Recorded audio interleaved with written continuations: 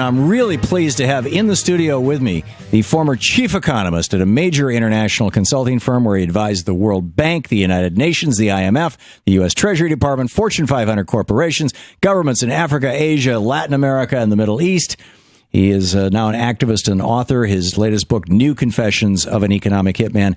It is John Perkins. His website, johnperkins.org. His Twitter. You can tweet him. Jeez.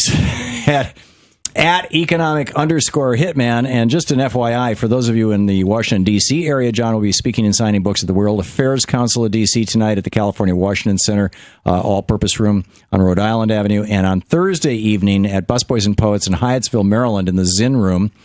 Both events, 6:30 p.m. And you can get all the information over at johnperkins.org because these are not the only two things John's doing. He's basically doing a book tour all across the country for his new book, The New Confessions of an Economic Hitman. John, it's so nice to have you back on the program. It's been a while. It's great to see you again. It's great to see you, Tom. Thanks so much. I love what you're doing. Thank you. So, first of all, for people who may not remember our last conversation, which I think was more than a year ago, and certainly several years ago, maybe, 5, that your first book came out? The first book came out 12 years ago. 12 years ago. And we've talked since then a few times. But so that was basically, we started the show 13 years ago, so it must have been pretty fresh. What is an economic hitman? And what did you see and do as an economic hitman? And who else is in that hierarchy?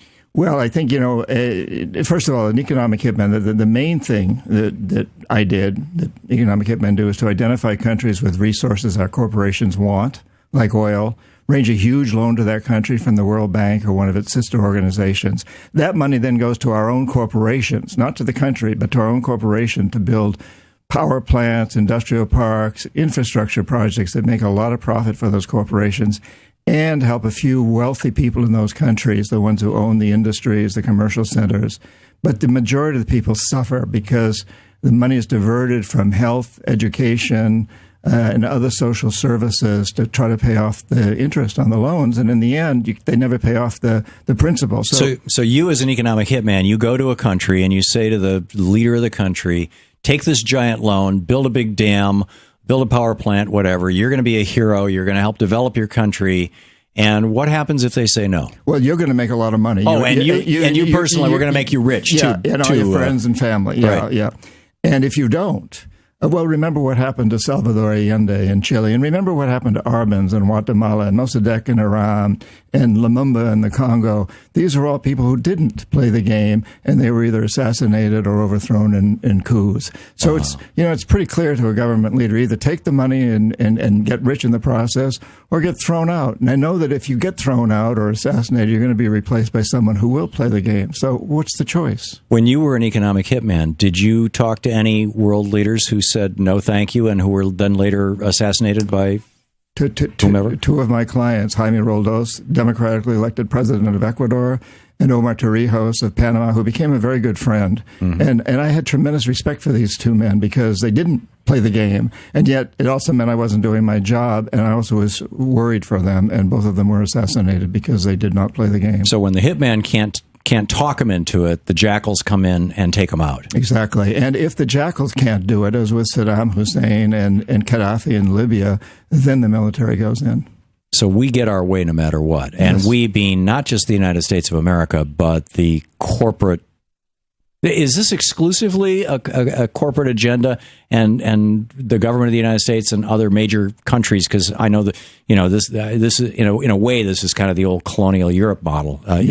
They would take over a country in Africa or the Middle East, and they'd say to the leaders, play along. And if the leaders said no, bang. And one of the few who actually stood up successfully was Gandhi. I think he's probably the only one. But in any case, is this mostly being driven by corporations and the governments go along, or is this being driven by government policy that helps the corporations, but there's some rationale that it's best for the United States if that oil that got accidentally put under the sand in Iraq, which is actually our oil, that we simply go recover it. Yeah, well, I think that's the excuse that's used. It's best for the United States, but the truth is that globally now it's big corporations that run the whole system, including in China and much of the rest of the world. That the big corporations have so much control They control governments.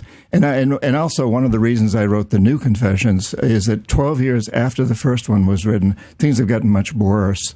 This whole economic hitman system has spread from the developing countries, where I work primarily, to the United States, Europe, and the rest of the world. And in fact, it's created a failed global economic system, what I call a death economy, that's based on militarization, fear, debt, and the destruction of resources. And we have to change it. So economic hitmen are now coming after targets in the United States? Absolutely. For example? Well, all the debt that we have. You know, I constantly run into students. I do a lot of lecturing at MBA programs and law schools and other university programs. And I constantly hear students say, you know, I'm getting my MBA because I really want to do something good. I want to have kids. I want to create a job. I want to be an entrepreneur and create a business that's going to clean up the pollution, that's going to help mine the plastic in the Pacific, or something along those lines. Oh, but I just discovered that I should have figured this out before, but I owe $200,000 in education debt. So I'm going to have to go to work for a big corporation for a few years to pay off that debt.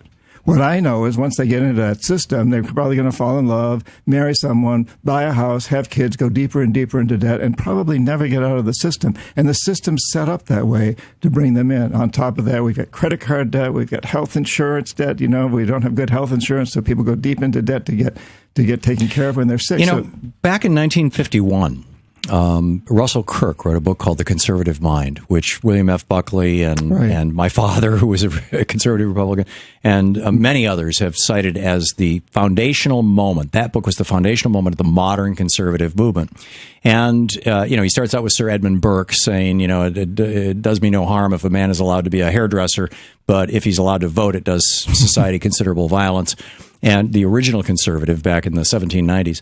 And, up to this day. But in that book, Russell Kirk made the point that if the American middle class got large enough and strong enough, you would see upheaval in America because young people would revolt, minorities would revolt, women would demand rights, and this would create chaos. And then when the 60s and 70s happened, Nixon and all these other conservatives who were the disciples of Russell Kirk's book said, see, I told you so.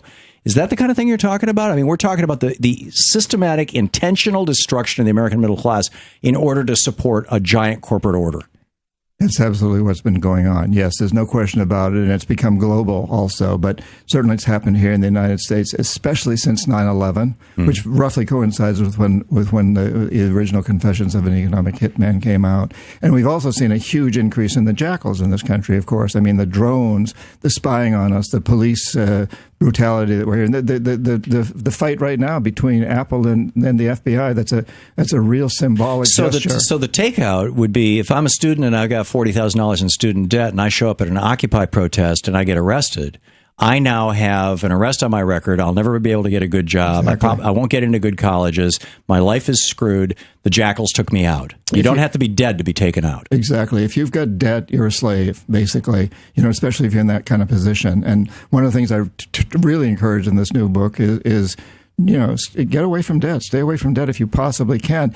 And those students that have all that debt, and I go on college campuses and I'm very unpopular with the administrations because I say, hey, listen, all of you get together and refuse to pay your debt. Yeah, it's a debt strike. Yeah, debt strike. It's growing. I mean, the Corinthian College debt strike, which shouldn't have even been necessary. The federal government should have simply come in and said, "Sorry, Corinthian College, you get nothing. All these people, your debt is wiped out." But that's just one of many for-profit colleges. But this isn't just for-profit colleges. No, this is a whole. It's all this is systemic. It's systemic, especially in the United States. I spent a lot of time in Latin America, and I was lecturing at Oxford and Cambridge in England. And they don't have that kind of debt. Yeah, they won't have it in Europe. It's amazing. Hang on just a second. John Perkins is with us.